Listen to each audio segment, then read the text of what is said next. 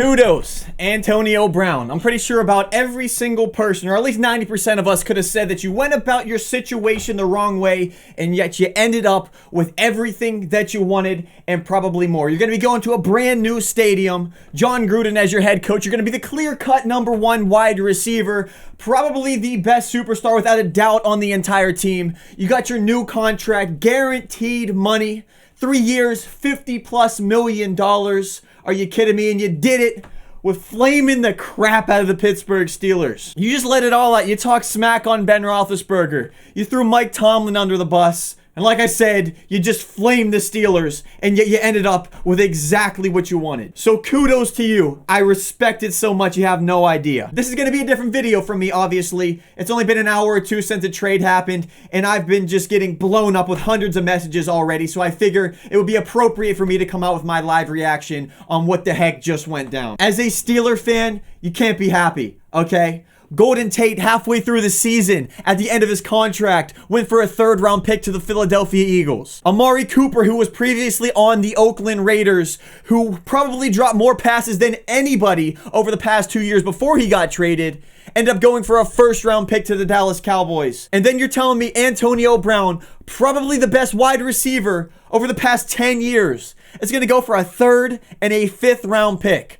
to the Oakland Raiders. Now, I know you're going to say Antonio Brown's a lot older than Amari Cooper, but who cares? Amari Cooper was giving people doubts and making people think that he might be a bust. At least that's the vibes that I was getting. Now, Antonio Brown's been proven that he's one of the greatest, especially with his work ethic. And before we really get into this video and my true opinions on everything that I feel like I should make it known that I've had the chance to talk with Antonio Brown before. We've met on a couple different occasions. A lot of you guys know that we filmed the video together. And then just a few months ago during the Super Bowl, I had a chance to talk to him again. And I'm going to be honest. He was one of the nicest guys I've ever had the chance to meet. I don't have a single bad thing to say about the guy, which from a lot of other people's perspective is kind of crazy for me to say because it contradicts everything that everybody has heard of in the media, with the speeding ticket, with going on LeBron's show, with whatever you may have it. There's so many different things to cover. We're not going to get into all that stuff. But yeah, like I said, from my personal experience,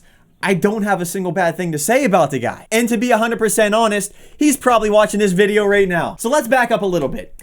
As a matter of fact, you know what? Let's start from the beginning of the season. I want you guys to put this in perspective for a second because my brain started thinking and I was really wondering if things would have just played out so much differently. If the Steelers would have found a way to manage Le'Veon Bell a little bit differently and had him come back for his last year. I feel like it's almost a guaranteed fact that the 9-7-1 Pittsburgh Steelers end up making the playoffs because they were about as close as you can get. A tie with the Cleveland Browns. A loss from the Oakland Raiders themselves away from making the playoffs. Probably one of the best teams, at least statistically, that hasn't made the playoffs in years. So imagine if Le'Veon Bell played last year and the Pittsburgh Steelers made the playoffs. I feel like there's a pretty good chance that all this controversy doesn't happen at all. Who knows what the Steelers could have done in the playoffs this year if they had both of those guys. But anyways, though, obviously none of that stuff happened, and we are where we are right now. Let's go ahead and move to the last week of the regular season. And I apologize that I'm jumping around. I don't have any script. I'm just going off the top of my head. So if things are, spliced up a little bit weird, I apologize for that. But I just want to let everything out that I'm thinking right now. Anyways, though, last week of the regular season, Pittsburgh Steelers versus Cincinnati Bengals. We need to win and have the Baltimore Ravens lose to the Cleveland Browns, and we're in the playoffs. Now I'm at this game. I'm on the sideline before the actual game started, and I see Antonio Brown there. Except for one problem. He is there in a mink coat, and it was pretty evident with all the other players having their pads on that he wasn't going to be in for the most important game of the season. Now, knowing what I know and everybody else knows about Antonio Brown and his work ethic, there's no way that this man is going to miss out on the most important game of the regular season unless if he broke his leg or something. And knowing that he didn't have a serious injury like that, that's whenever something started to click in my head that there was something else that was wrong and it probably wasn't going to be pretty. And yeah, I'd say I was probably a little bit right on that. So now at this point, Antonio Brown goes to the media and says he wants to trade. And I'm like, oh, okay, we've been down this road before, whatever. We'll just give it a little bit of time and things will pass by. He's on a 3-year contract. AB and Ben and Tomlin and the Steelers will make up and we'll be all good for next year. Nah. See, now that didn't happen. AB decided to do his thing. He wasn't taking crap from anybody. He literally went NBA on the Pittsburgh Steelers. You see this stuff happen with what we have with the Golden State Warriors and Anthony Davis and LeBron James jumping teams, it seems like, every other year. But in the NFL, up until this point, you haven't seen this stuff happening, especially with a player who is in a 3-year locked-in contract with the Pittsburgh Steelers. So anyways, things end up getting blown out of hand. You see Antonio Brown going on Instagram and having the interview with LeBron James and sitting down with James Harrison. Everybody, including myself, is thinking, you're going about this the complete wrong way, because now doing this, no team is going to want to trade you, at least for the compensation that the Pittsburgh Steelers are looking for. So what it seemed like was happening was Antonio Brown was forcing himself back to Pittsburgh, or to have the option for himself to retire. And then to make matters even worse, you have Kevin Colbert going live, talking about how Ben Roethlisberger is the top dog. He's like the dad, and he has 52 other kids underneath of him. How could that have possibly sat well with anybody? Now, he tried to save himself and say that he was talking about the younger players, but everybody knows that he wasn't. That right there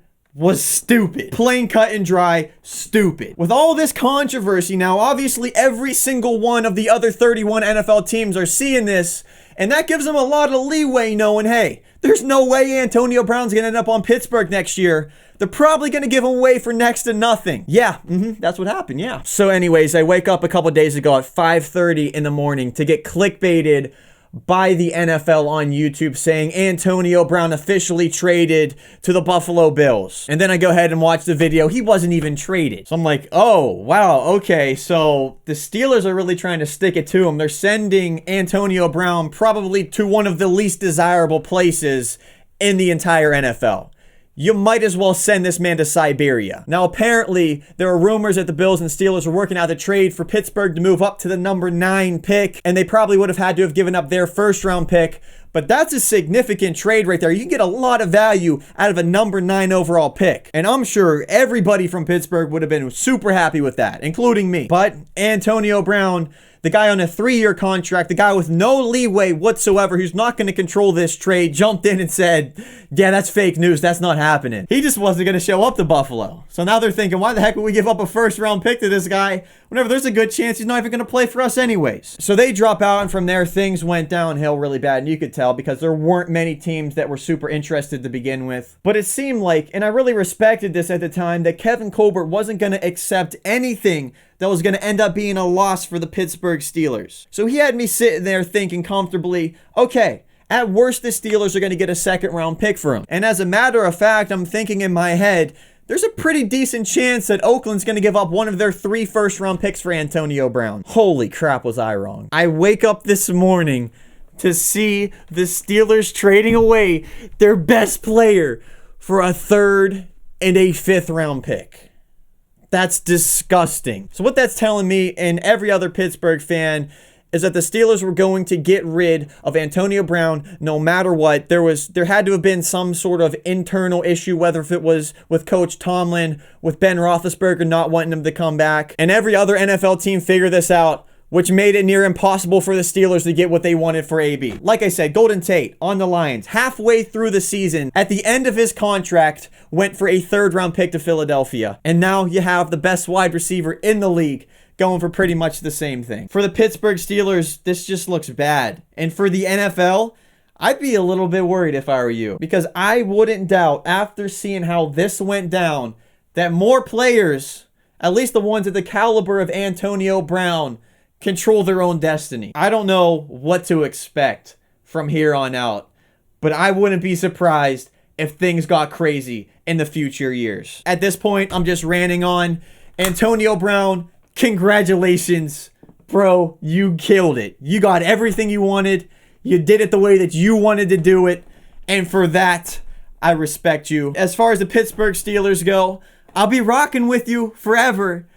But you messed up bad. You let a player who was under contract for you for 3 years control his own destiny and play you guys like a fiddle. As far as the Pittsburgh Steeler fan goes, though, it sucks. I mean, at least we have some pretty good backups with James Conner and Juju that are going to fit in. But this next season's going to be really telling. If it goes bad, look out, because it might be a long time before the Steelers are an elite franchise again. With that said, I feel like I put in more than my 2 cents, so we're going to wrap it up there. I hope you guys enjoyed a different video. If you're brand new, subscribe. You might be doing this a little bit more often. I kind of enjoyed just letting everything out. And maybe we'll do it again for Le'Veon Bell. We could talk about him for a little bit because I feel like I have a different perspective than most people do. With that said, though, I'm your boy. We'll be repping Steelers for life. And until next time, you already know, you're the best. God bless. Don't forget to keep them first. We'll see you all on the next one. Deuces. Guess I can't have this on my wall anymore, huh? Antonio Brown. Get the heck out of here.